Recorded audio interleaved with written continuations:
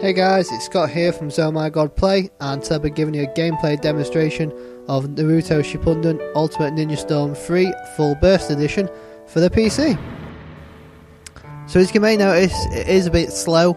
This is due to the frame rate locking on the game itself, because the frame rate is locked at 30 frames per second, and when I was recording in fraps, it reduced it down to about 15 to 20 frames per second.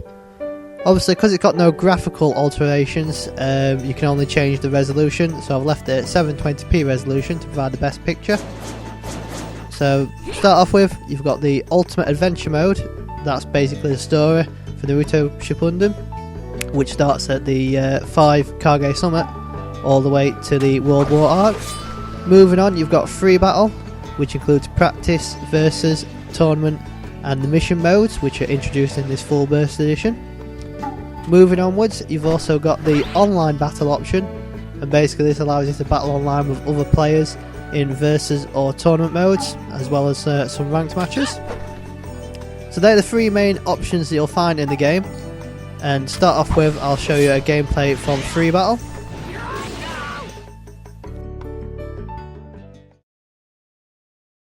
So while I've got a minute, I'll just point out that the loading times are a bit slower than what they usually are when playing the game normally. This is due to running fraps in the background to record the gameplay. Also, depending on what resolution you've set the game at, the game may load slower or quicker. For instance, at this 720p resolution, the game loads a bit slower than normal. So once you get into Free Battle mode, as you can see, you've got Versus Battle, which is one-on-one or one-on-one with support characters. You've also got Tournament modes, where you can set up a tournament and the winner gets money, which can be used on customization items for online battles. We've also got Practice, where you can practice your move against any unlocked opponents. And then finally, new to Full Burst is the Challenge missions. These challenge missions allow you to battle against opponents under tough situations. So now that I've shown you the modes included in Versus Battle, I'll show you an actual gameplay match itself. So before you get to pick your character, you've got to choose what type of gameplay setup you want, such as single or team battle. Single just means it's one-on-one with no support, while as team battle means you get to control one character while calling support characters. And support characters are broken down into 3 categories, such as attack type, guard type and balance type, and depending on which option you choose for these types depends on what moves they'll perform. For example, if you set an attack type, then that support character will always attack. So as you can see, here are all the options available for the characters. And since this is the Full Burst Edition, majority of the DLC costumes are included, but additional costumes such as the Hello Kitty item for Sakura are not available and are only available on the Xbox 360 and PS3 versions when buying the DLC. So as you can see, there's a lot of blank spaces available. Most of these spaces will become unlocked when you play through the story mode, and the more you play through the story mode and items you unlock, the more characters you unlock. But as you can see, there's a fair few already available, so let's give it a shot.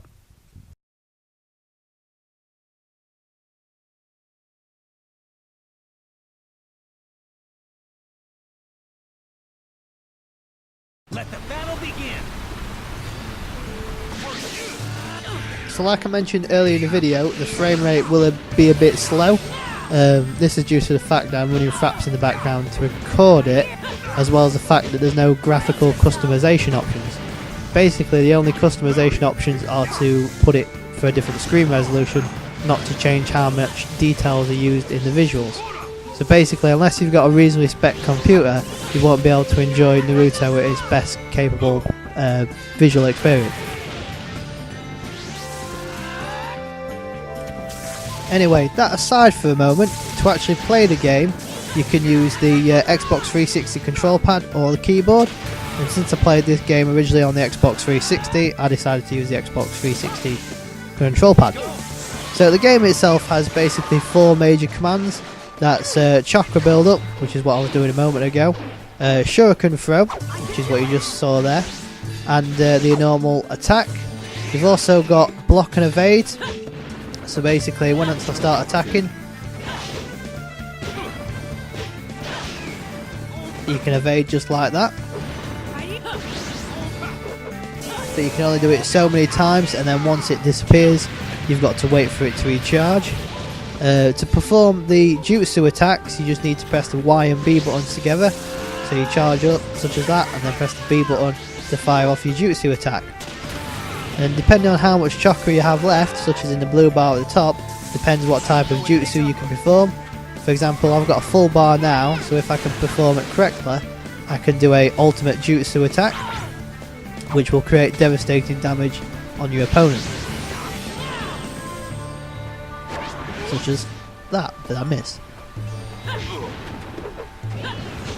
To add further tactical to the gameplay, you can use the support options.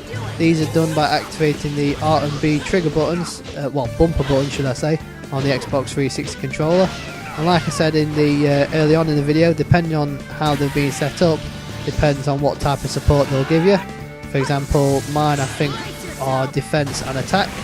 So as you can see there, I set Psy out to defend while I charged up my chakra control. And you can also use the D-pad to set off power pellets and recovery items. I've inherited all sorts of things, and I'm going to keep on heading forward. So like you just saw there, the ultimate Jutsu attack was performed. If you do the ultimate Jutsu attack when the ultimate Jutsu option appears on the left hand side of the screen, it will trigger a memory fragment, which shows you a bit of the anime from the original TV series. And when doing this via the main story mode, it'll unlock some additional bonuses and achievements. No matter how tough it gets, I won't give up!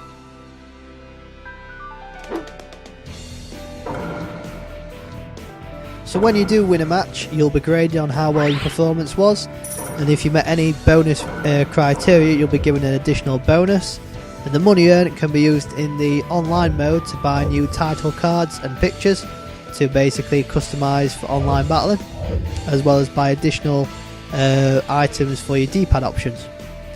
So that was basically a quick gameplay overview of the gameplay, and now we'll go back to the main menu and take a look at the online mode.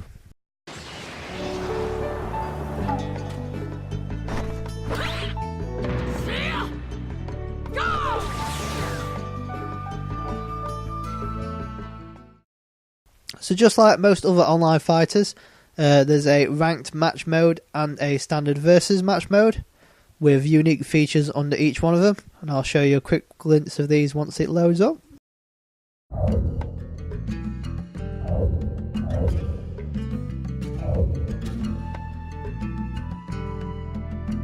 As you can see, you've got the player match, and under the player match you've got the standard versus match, endless battle, tournament and the world ninja map. And each one offers a different perspective in the online world. The ranked match is just simply quick match, create a match and search for a session. The ninja card or ninja info card menu allows you to edit the ninja card on the right hand side of the screen, while the shop will allow you to purchase additional items for the ninja card, such as titles or pictures. So basically when you have an online match, someone can see who you are rather than just being a standard default. If you go to the buy option, select any of the one options there, you can potentially buy some titles and pictures. These will unlock the more you play online and the more that you play the story, but obviously you will have to buy them. And then finally was the online leaderboard, which will show you how well you're doing against other players. So that was a quick gameplay overview of the PC version of Naruto Shippuden Ultimate Ninja Storm 3 Full Burst Edition, which is now available on the PC via Steam, and the Full Burst DLC content is also available for the Xbox 360 and PlayStation 3.